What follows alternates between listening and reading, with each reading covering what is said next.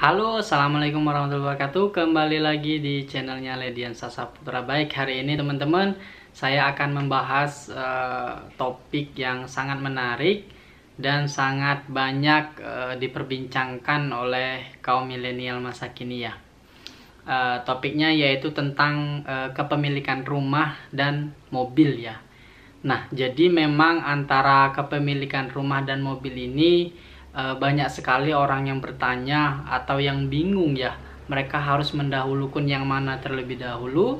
Apakah mereka harus membeli mobil dahulu atau membeli rumah terlebih dahulu ya teman-teman. Jadi banyak sekali orang yang bingung ya. Saya akan bahas di video ini secara tuntas ya teman-teman, tentang apa saja yang harus diperhatikan ketika kita memutuskan untuk membeli rumah terlebih dahulu atau membeli mobil terlebih dahulu ya.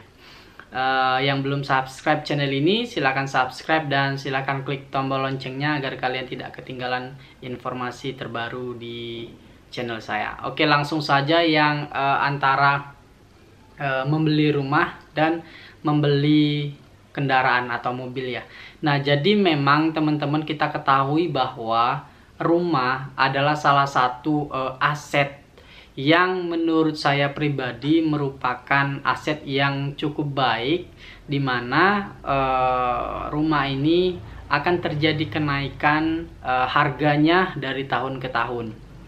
Jadi teman-teman, alasan saya sendiri sih, kalau menurut saya pribadi, kalau harus membeli antara membeli rumah terlebih dahulu ataupun membeli mobil terlebih dahulu, tentunya saya akan memutuskan untuk membeli rumah. Kenapa? Nah, ada beberapa alasan yang menurut saya pribadi ya lebih baik membeli rumah terlebih dahulu dibandingkan membeli mobil ya. Yang pertama yaitu rumah ini merupakan suatu kebutuhan primer, di mana setiap orang yang nantinya apabila telah berkeluarga, tentunya mereka harus memiliki yang namanya rumah atau tempat tinggal, tempat peristirahatan mereka. Nah, rumah ini sangat penting, tak kalah apabila teman-teman sudah menikah, tentunya sudah menikah, kemudian sudah punya anak. Nah, rumah ini hal yang sangat penting dan hal yang harus teman-teman disegerakan untuk membelinya. Dan teman-teman tahu juga bahwa rumah, ketika teman-teman membeli rumah, tentunya harganya itu akan semakin menaik dan tidak akan mungkin turun seperti itu. Nah, jadi memang pada dasarnya saya yang pertama alasannya karena memang rumah ini merupakan kebutuhan primer dan harus kita miliki. Seperti itu teman-teman. Kemudian alasan yang kedua, rumah ini sebenarnya kalau teman-teman yang masih single, yang belum menikah, yang masih bujangan atau yang masih ya cewek seperti itu, yang belum menikah, yang belum mempunyai pasangan, tentunya ketika teman-teman membeli rumah ini, teman-teman bisa jadikan rumah ini sebagai investasi. Kenapa saya sampaikan investasi? Karena memang ketika teman-teman membeli rumah, tentunya teman-teman akan mendapatkan sebuah aset, di mana aset ini setiap tahun harganya akan naik secara signifikan ya untuk rumah, properti kita tahu ya. Nah, misalkan katakanlah di tahun 2020 ini teman-teman membeli rumah itu di harga 300-an atau 300-an, 400 atau 500 ya. Kita anggap saja misalkan teman-teman membeli rumah di harga 300 jutaan di tahun 2020 ini. Teman-teman ketika beli, tentunya rumah ini setiap tahunnya akan terjadi kenaikan. Ketika teman-teman beli di tahun 2020, bisa jadi nanti di tahun 2023, 2025 harga rumah ini bisa menjadi 2 kali lipat dari harga teman-teman beli tadi. Karena memang menurut saya pribadi untuk membeli rumah ini tidak ada kekurangannya sama sekali ya teman-teman. Jadi tidak ada yang perlu dikhawatirkan kalau teman-teman membeli rumah, karena memang ya di satu sisi rumah ini menjadi kebutuhan primer, di satu sisi lagi kemudian harga rumah semakin naik seperti itu ya. Kalau kita beli di tahun ini bisa jadi 2 tahun 3 tahun yang akan datang harganya bisa jadi 2 kali lipat. Dan rumah ini juga teman-teman bisa teman-teman manfaatkan apabila misalkan teman-teman belum menikah. Rumah ini bisa teman-teman manfaatkan, bisa menghasilkan uang juga. Bagaimana caranya kita beli rumah kok bisa menghasilkan uang? Jadi sekarang ini banyak sekali orang-orang yang masih muda seperti itu ya, belum memiliki rumah, ataupun mereka yang memang kerjanya bukan di tempat asalnya, mereka pasti perlu tempat tinggal.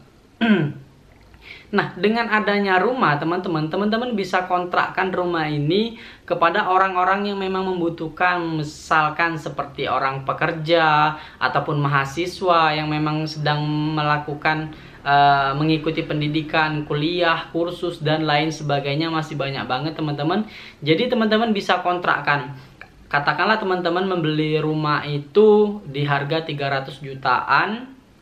Kemudian teman-teman rumah itu dikontrakkan selama dalam 1 tahun, misalkan 1 tahun itu 10 juta rupiah. Misalkan lah teman-teman beli rumah 300 jutaan, kemudian dikontrakkan selama 1 tahun itu 10 juta rupiah. Nah, jadi ketika teman-teman beli rumah ini di tahun 2020, kemudian langsung dikontrakkan selama 5 tahun, misalkan teman-teman belum menikah seperti itu dan belum ditempati juga. Nah, tentunya teman-teman sudah memiliki pemasukan sebesar 50 juta di dalam 5 tahun ini. Nah, jadi yang harga rumahnya tadi 300 juta, kalau teman-teman bisa mendapatkan ada orang yang kontrak rumah teman-teman atau menyewa rumah teman-teman dalam 5 tahun, berarti secara tidak langsung teman-teman sudah memiliki pemasukan 50 juta. Yang awalnya rumahnya tadi itu harganya 300 juta, berarti kalau ada pemasukan 5 juta bisa kita bilang 50 juta, berarti teman-teman udah untung 50 juta. Atau bisa dikatakan teman-teman membeli rumah itu cuma seharga 250 juta. Nah, tentunya dengan hal ini akan menjadikan suatu investasi yang sangat menarik. Di satu sisi teman-teman memperoleh uang 50 juta, di satu sisi harga dari properti, harga dari rumah itu sendiri terus meningkat, dan teman-teman masih memiliki asetnya.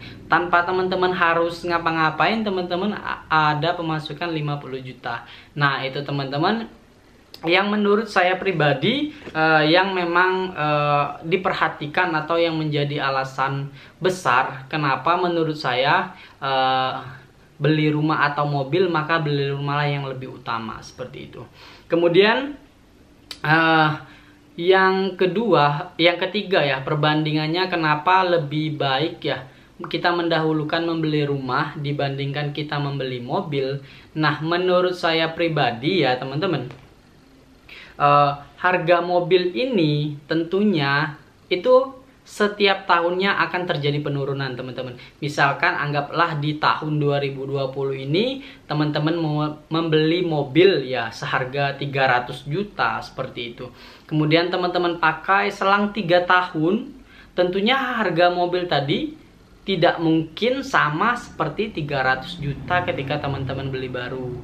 Nah, hal tersebut pasti tidak mungkin sama ya. Tentunya mungkin setelah teman-teman pakai selama 3 tahun, bisa jadi harganya ya sekitar 240-an mungkin, atau 250-an, atau bisa jadi harga mobil itu sendiri bisa sampai harga 200 juta. Nah, ketika harga mobil ini teman-teman beli di 300 juta, teman-teman pakai selama 3 tahun, dan harga jualnya kembali menjadi 200 juta, tentunya selama 3 tahun teman-teman kehilangan uang sebanyak 100 juta rupiah. Nah, ini berbeda sekali kalau teman-teman membeli sebuah properti atau membeli rumah. Ketika teman-teman di tahun 2020 membeli rumah seharga 300 juta, kemudian setelah 3 tahun, kita anggaplah di tahun 2023 nanti, tentunya rumah itu nggak mungkin harganya 300 juta lagi. Tentunya harganya paling tidak ya 300-400 juta, mungkin 450 juta, atau bahkan 600 juta teman-teman. Nah, hal ini tidak dapat dihindari. karena memang kenaikan properti setiap tahunnya itu cukup signifikan, teman-teman.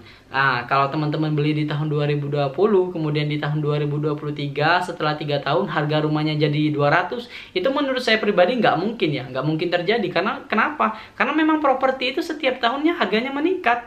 Nggak ada properti ya yang rumah, apalagi tempatnya strategis, bagus ya, harganya turun itu menurut saya nggak mungkin ya. Pasti harganya akan berkali lipat naik, berapa ratus persen bahkan ya, kalau tempatnya strategis itu.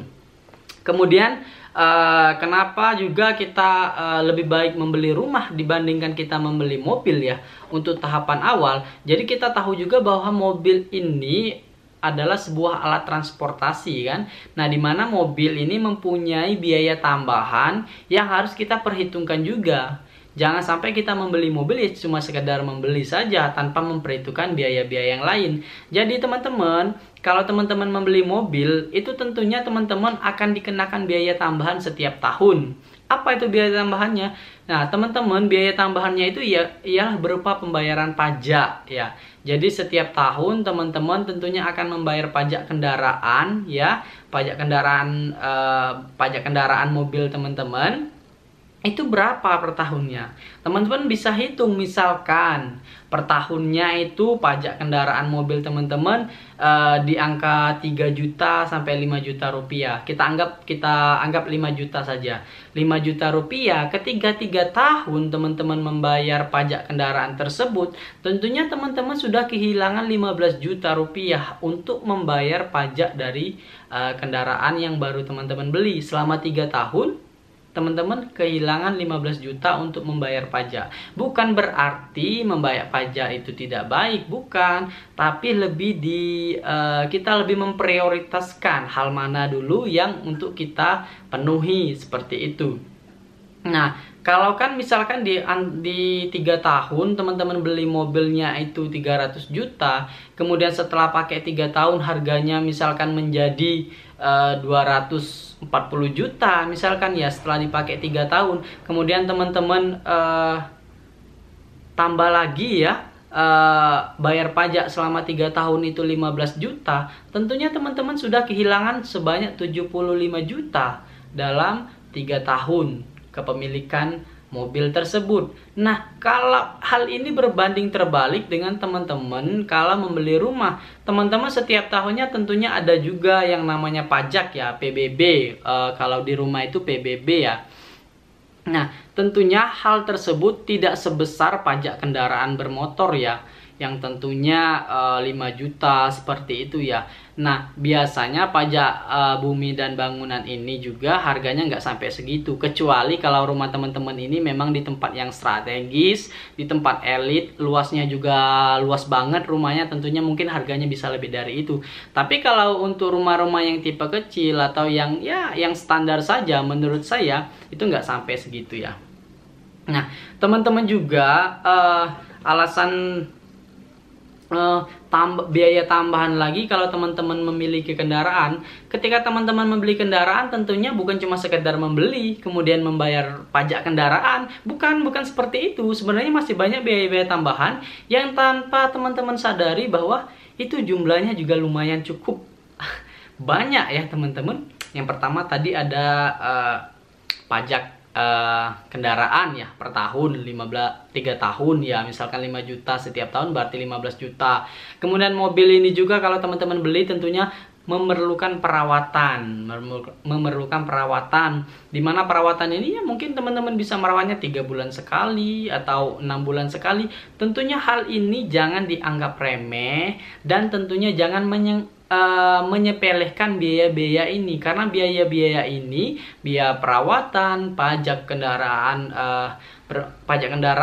seperti itu, ini merupakan biaya-biaya tambahan yang secara tidak kasat mata ada seperti itu. Jangan teman-teman menutup mata untuk biaya-biaya ini, dan karena biaya-biaya ini juga nilainya cukup besar ya. Nah, seperti itu teman-teman. Jadi memang kan kendaraan mobil ini pada dasarnya merupakan sebuah alat transportasi, di mana alat transportasi ini, kalau sekarang tentunya ya di tahun 2020 ini alat transportasi itu semakin banyak pilihan, dan tentunya dengan semakin banyak pilihan hal ini akan menguntungkan bagi teman-teman semua. Lebih baik ya, saran saya sendiri, kalau teman-teman punya dana yang cukup 300 juta atau dana yang cukup menurut teman-teman, alangkah baiknya teman-teman belikan terlebih dahulu membeli sebuah rumah dibandingkan teman-teman membeli mobil ya. Karena memang rumah ini merupakan kebutuhan primer dan harus disegerakan untuk bisa mempunyai rumah. Seperti itu teman-teman. Oke, mungkin itu saja video opini ya menurut saya pribadi, dan mungkin bisa menjadi inspirasi bagi teman-teman semua yang saat ini sedang bingung mau membeli rumah terlebih dahulu atau membeli mobil terlebih dahulu. Mungkin di video ini teman-teman bisa menjadi inspirasi dan bisa menjadi pertimbangan bagi teman-teman untuk memutuskan akan membeli rumah atau akan membeli mobil.